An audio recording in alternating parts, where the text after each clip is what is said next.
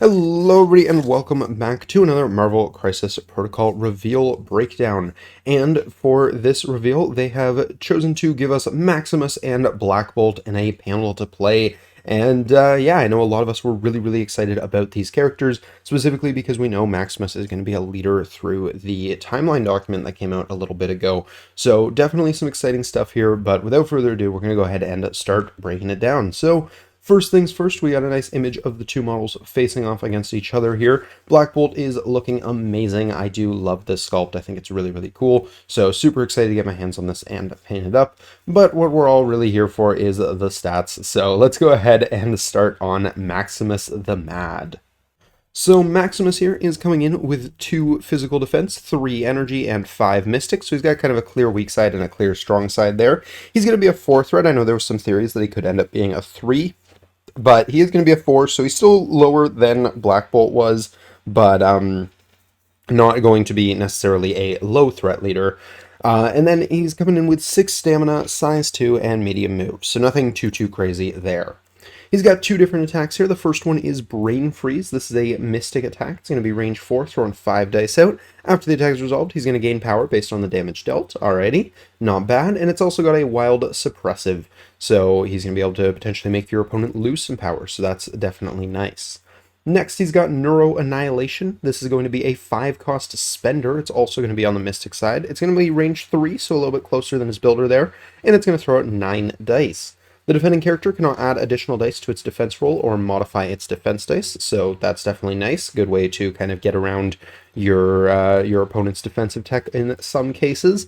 And it's got a Wild Stagger, so throwing out a really solid condition if you don't just take him down with the 9 dicer here. So yeah, pretty solid. Might be a little overcosted, not 100% sure. Well, it kind of depends who you're going into and how much they get to modify their defense dice usually. So that's definitely going to be a big factor in whether or not the spender is worth it. But at the end of the day, throwing 9 dice with a chance to stagger is pretty good. So, you know, sometimes you'll want to do it just for throwing the dice.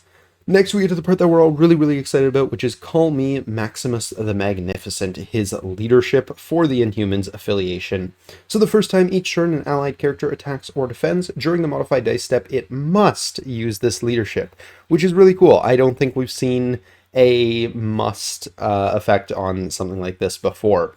Reroll 1 of its attack or defense dice. If the rerolled result is a skull, after that attack is resolved, your opponent places the allied character within range 1 of its current position, and this character gains 1.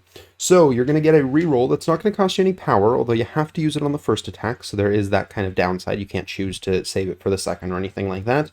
However, you got a 1 in 8 chance off that reroll that you're going to end up being placed, and then Maximus will get a little bit of power kicked back to him for it, but yeah, it's really interesting to me. I think this is potentially a really cool leadership. It's going to stack with all the Inhuman rerolls in Inhumans already, which is nice. I mean, effectively having 2 rerolls on their first attack of every round is pretty good, but that downside definitely is very real. When you roll that skull, you're probably going to feel it in a lot of different cases, so you got to have kind of a plan to get around that. But otherwise, it's a really interesting leadership, and yeah, definitely like the design space on this one. We'll have to see how strong it actually is in gameplay and how much that downside actually matters, because it is only a 1 in 8, so you'll probably go entire games where that downside never comes up.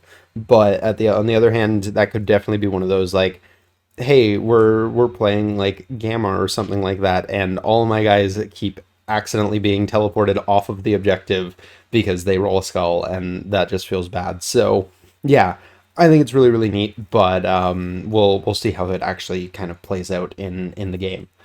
Next, we have his own superpowers here. So did you forget why you're here? This is a 2-cost. Choose a character, not friendly or enemy, within range 3 of an activated token, or within range 3 of an activated token, within range 3 with an activated token. Advance that character small. This super can only be used once per turn. So this is a good way to kind of make up for your characters getting displaced off of the spender, or off the leadership here. If it does happen, you can walk your characters back onto the points. If it's not happening, you can use it to get your opponent's characters off of points or just into better positions for your other things. So yeah, this is good. This is a really good superpower. Obviously, because they have to have already had an activated token, there are going to be some limits on it. You won't be able to use it to set up the current turn, but you could definitely use it to set up things for the next turn. So yeah, really, really solid ability just to kind of have here. And that's going to be costing him 2, which isn't too bad. He doesn't seem like he's going to be particularly power flooded unless you're rolling a lot of skulls, in which case you're probably not super happy about that. But I think you'll have enough to still use this fairly consistently. Next, he's got It's Madness, My Favorite Kind. This is also a 2 cost. When an enemy character within range 3 of this character makes an attack, during the modified dice step, this character may use this superpower. This character rerolls 2 of the attacking character's dice. So this is kind of like a Crimson Dynamo style effect, but it's got the timing of Woody Banter from Amazing Spider-Man, which is really, really good, turns out. That is the best of both worlds. It's really rolling 2 dice, which is kind of huge, and you're doing it during the modified dice step, so you get to see what their roll was before deciding whether you want to pay the 2 power for it. And yeah, turns out that's really, really good. So this is very, very good. The one problem he's going to have is it is only range 3. And with that 2 physical defense, he's going to want to be somewhat careful getting that close to the opposing team. But his 2 physical defense isn't quite as bad as it seems, because A, he's going to be able to benefit from his own leadership on that one, but B, he also has the Inhuman superpower here, which lets him reroll 1 die in his attack or defense rolls, so that's going to make his builders feel a little bit better, give him a little bit more power to do these things as well, but it's also going to be giving him a little bit better defenses there as well. So, 2 physical is not great, but 2 physical with 2 rerolls definitely feels a lot better. Lastly, like most, if not all, of the Inhumans, he also has immunity to poison, which, yeah, I mean, that'll be nice. It'll help him be a little bit more consistent with being able to use these 2. How often it'll come up remains to be seen, but it'll definitely be good against certain lists. So, yeah.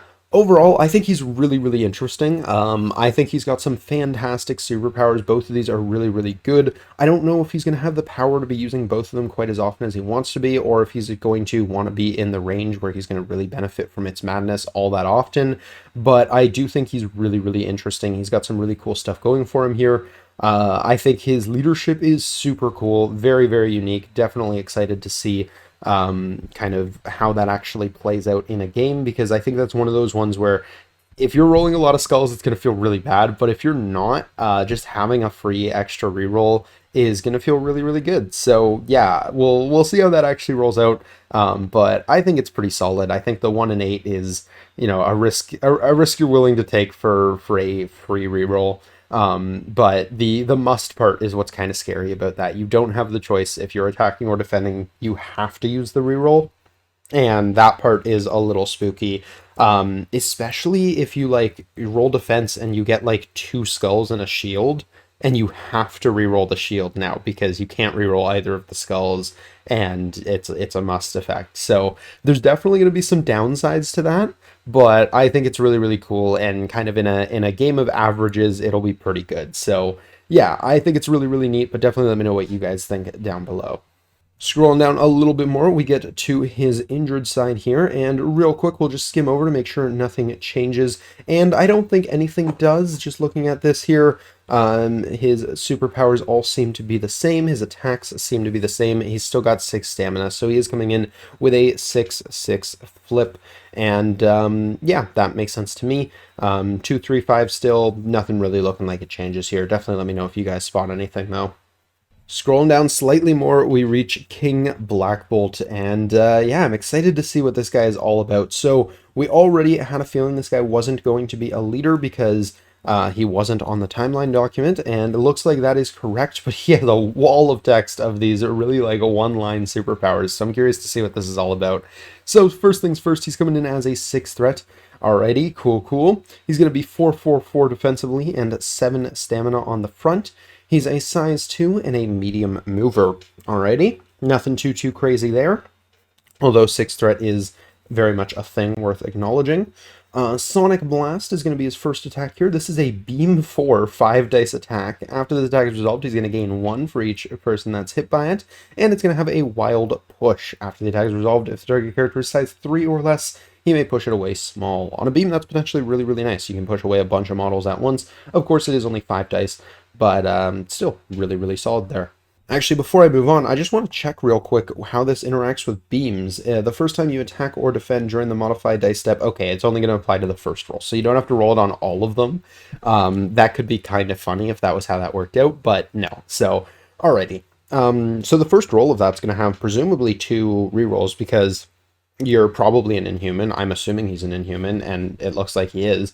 Um, so the first one's gonna have two rerolls, the rest will have one reroll, and yeah, 5 dicers with a reroll on the energy side, that's not bad at all. So cool, like that so far. Next he has Wrath of the Midnight King. This is a physical attack. It's going to be range 3, 8 dice, and going to cost you 4 power. After the attack is resolved, this character may advance medium, okay, just guaranteed. And a wild throw before damage, any size, small, in any direction. That's a really, really good throw, and just in general, I think that's a really, really good spender. You've got the mobility off of it, you've got the extra damage or displacement with the throw, and 8 dice is pretty solid. I think that's kind of the going rate for 4 power on model of this threat, so yeah, that looks pretty solid to me. I definitely like that. There's not too much to talk about it, but it's really good. Alrighty, going into his superpowers, the first one here is Increase the Volume. It's going to cost him 3 power, but during the next attack action made by this character this turn, add 2 dice to the attack rolls. That specifies action, which means it's going to work on Sonic Blast. The entire beam is going to be 7 dice, which is really good. That is really, really good on like E-maps and stuff like that, where it's going to be really easy to line up 2 or 3 character beams. Yeah, that's very, very good. I mean, it's all right for his spender. It helps you get the throw, I guess, but really you're wanting to use that on the builder or the gainer beam here. And it's not once per turn, so if you do have multiple characters you can hit with that, you'll be able to gain the power to just do it again. So yeah, that's really, really good. Increase the volume is definitely an ability they chose to give him here. That's going to be making him hit like an absolute truck on the right map. Keep in mind, I mean, if it's not something where you can hit multiple characters, a 7 dice attack is kind of just the going rate for 6 threats, so that part's kind of fine, especially since it's costing him 3. But yeah, if he's on an E-map, he's going to be an absolute menace with this attack. Next, he has Hit and Run, which can be really nice for actually lining up those beams and stuff like that. So this is just going to cost him 2. It's going to be an action. He's going to make an attack, followed by a move. And yeah, we've seen this before, but it is a good superpower, so it's nice to see that on him as well. Next, he's got Telepathic Command. This is going to be a 2 cost. Choose another allied character within range 4. That character advances small. This super can be used only once per turn. Okay, so it is another allied character. He can't use it on himself. Looks like his only mobility are going to be through Hit and Run and Wrath of the Midnight King, although we could see something in maybe one of his passives here. But yeah, that seems really, really good. Being able to move your own models around, it turns out, is pretty useful. So yeah, that's a good thing right there. Next, he's got Inhuman. This character may reroll 1 die in its attack or defense rolls. Yep, that's good. That's going to make those 4/4/4 feel really, really good, and that beam feel pretty solid as well, especially when you're throwing it as 7 dice with a reroll. That's going to hit like a truck. Next, he's got Anti-Graviton Control. When this character would suffer damage, reduce the amount of damage suffered by 1 to a minimum of 1. Okay, damage reduction. That also feels really good. Additionally, during the power phase, this character gains 1 additional power. So starting with 2 power is actually really interesting for him because it means he can use Telepathic Command right out the gate to have one of your other models advance small right from deployment, which is really, really good. It's also just going to help him have increase the volume online more often, so that is also really, really good. Next, he's got Inhuman King. At the start of the activation phase, you may choose 1 allied character with the Inhuman superpower. The chosen character removes a special condition. Oh, that's cool. Okay, I like that. That's very interesting because it's a superpower synergy that's also kind of an affiliation synergy because most of the models in the affiliation have the Inhuman superpower. It's kind of like a mini leadership almost, but doesn't work on splashes or like 2 of the models in the affiliation that aren't actually Inhumans. So that's kind of cool, especially if you want to splash him with another Inhuman character in a different affiliation or splash him in a different affiliation where there's already another Inhuman character. Really, really neat. Definitely a fan of that. We don't see stuff like that too often, so happy to see that. And I mean, the effect is fine. It's nothing crazy. He can choose himself, so that actually makes it a lot better. He can get rid of like staggers or something on himself is really, really good. So yeah, actually, never mind. That's really, really good. I was originally like, oh, that's kind of cool. And now I've come around to, no, that's actually great. Lastly, for his card here, he has Flight and Immunity Poison. So, yeah, that makes sense. Nothing too crazy there. Yeah, this character seems really strong. I'm going to need to put him on the table to actually, like, test that for myself. But just from first impressions, 7 dice beams with rerolls, being able to remove conditions from himself and potentially allies if he has nothing to remove from himself, damage reduction on 7 stamina with 4 dice for the reroll defense. All of these things are really good, and then that's not even factoring in his ability to walk other characters up the board. The beam has a push, which I also almost completely forgot about until now. His spender is also really good if you need to move something bigger than size 3. Otherwise, I think most of the time you just stick to the gainers. Yeah, no, this model seems really strong and definitely up there with some of the other 6 threats we've been seeing lately. So yeah, it'll be interesting to see how he hits the meta and how things are going to play. But I'm gonna call the shot right now that this model is going to see play. I think he's really good, and we haven't even seen his flip side yet. Speaking of, here's his flip side. And turns out he goes up a stamina, so he's up to 8 stamina, and I'm assuming pretty much everything else is the same. It doesn't look like they have any room to have added anything to his card, so everything looks the same to me. He's still got increase the volume, still got hit and run, still got telepathic command. All of these look the same. Still removing a special condition. The art is freaking sick on this side. But yeah, all he does is gain a stamina. So this model has 15 stamina with damage reduction on 4/4/4 with a reroll. This is really bulky. This model is going to be very hard to take down consistently. Yeah, this is great. And of course you want to be careful punching him too, because if you power him up a bunch, he's just going to be hitting like an absolute truck with increase the volume on every attack. Power for Wrath of the Midnight King, and he's still going to be moving his other allies around.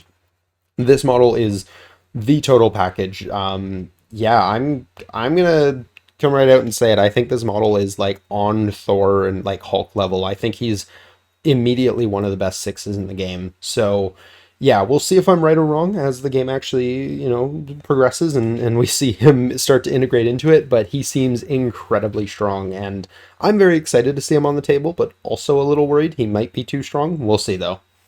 Looks like they've also chosen to reveal a few tactics cards here. So we've got 3. The first one is Inhuman Queen. Interesting. When you would normally pick an active leadership ability, this is going to be an Inhumans card to be clear. If your squad is Inhumans affiliated and contains Medusa, she can play this card to gain the following leadership ability. Oh my gosh, they're getting another leadership ability with this box. That's actually really exciting. Okay. Queen of the Inhumans. Once per turn, when an allied character dazes or KOs an enemy character, it may gain 1 power, may remove up to 1 damage, and may advance small. That's almost exactly Malekith's leadership. Very interesting. Okay, with this new Black Bolt, that's definitely going to be good. Being able to advance him into better positions, heal him, give him power. Really good. Oh, it's not Malekith's because it's the one that did the days or KO that gets to move. So it is a little bit different. Still, that's going to be fantastic for new Black Bolt and potentially some of the other new models that we haven't seen yet. I don't think that's necessarily going to be great for Maximus himself, but I think as an affiliation, that'll be a really solid card for them. Next, we have Plots Within Plots. This is an unaffiliated reactive card. During a power phase, Maximus the Mad may spend 4 power to play this card. Until the next cleanup phase, once per turn, when an enemy character ends a movement within range 2 of an allied character, after the effect is resolved, an allied character not within range 2 of the enemy character may advance small. Sorry, I'm going to need to take a second to reread this because I just kind of went on autopilot reading and didn't actually gain any of that. Okay, that's kind of interesting now that I've taken a second to read that properly. So Maximus is paying for this, and then for the rest of the round, basically, when your enemy characters end close to you, you're going to get to move your allied characters around. And yeah, that actually seems incredibly good. There's no like range restriction as long as you're not within 2 of the enemy character that advanced. And yeah, that just seems really strong. So yeah, that seems like a great card, and if Maximus can afford it, because I do think he'll be a little bit power hungry, it's going to be a really powerful card when you can play it. So definitely a fan of that one. Oh, I also just realized that one is unaffiliated, so Maximus can bring that as a splash, which is definitely interesting because I do think that's a really good card. And if you put him in like a power leadership where he'll be able to pay for that a little bit more often, I think that definitely helps him a lot. So yeah, that's really really cool. Last one here is Genetic Prophecy. This is another Inhumans card. It's going to be reactive during the power phase if you have at least 2 fewer VPs than your opponent. Blackagar Boltagon may play this card. You gain 2 VPs. This round, this character cannot make attack actions. Interesting. So Black Bolt's sitting out around, but you're immediately gaining 2 VPs. That's really cool. I think either Black Bolt can play that because it uses his full name there. And yeah, I think that's just a really interesting card. I think that's a great card if you're like, Black Bolt is going to get dazed or KO'd before he gets to activate this round. So we play this, and he's going to score us 2 points. And then if they choose not to daze or KO him, especially if it's like this new Black Bolt, we can still do like telepathic command and stuff like that to still be relevant for the game. And then the other side of that is, if it's the original Black Bolt, and he's on his healthy side still, we can still bodyguard with him. So we can still probably guarantee that he's the first model, or maybe not guarantee, but increase the chances that he's the first model our opponent takes out, so he wouldn't have gotten a turn anyways. And then that kind of saves some of our other models for other things that they want to do. So yeah, I think that's a really, really interesting card. I'm definitely a fan of that. So that's cool. And it looks like that is going to do it for the panel to play here. We've reached the bottom there. Lots of really exciting things revealed here. This Black Bolt looks absolutely insane. I think he's going to be crazy good. Maximus here is really, really interesting. I think he's got a really cool leadership. We'll see how that actually shakes things up for them. Honestly, though, I'm more excited about playing new Medusa's leadership with new Black Bolt. I think that's going to be really, really fun. Wasn't expecting a Medusa leadership to come out of this, so super happy to see that. And yeah, just in general, this looks like a really, really crazy good, but really fun model to play. And Maximus has a super cool, super unique leadership, so I'm also very curious to see how he's going to slot in to the Inhumans meta. But yeah, that is going to do it for this reveal breakdown. I hope you guys have enjoyed. If you did, please do drop a like down below. Subscribe if you're new to the channel. We try to break these things down as soon as they are revealed. And, you know, we also have a bunch of other content, mostly discussion focused during the weekdays, whereas we got battle reports on the weekends. So if you're a fan of any of that sort of thing, feel free to jump on in.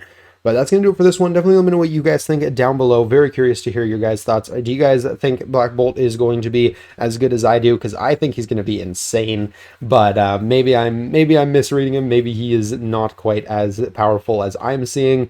But definitely curious to hear what you guys think on him. But that's going to do it for me for this one. So until next time, have a great day, everybody. Peace.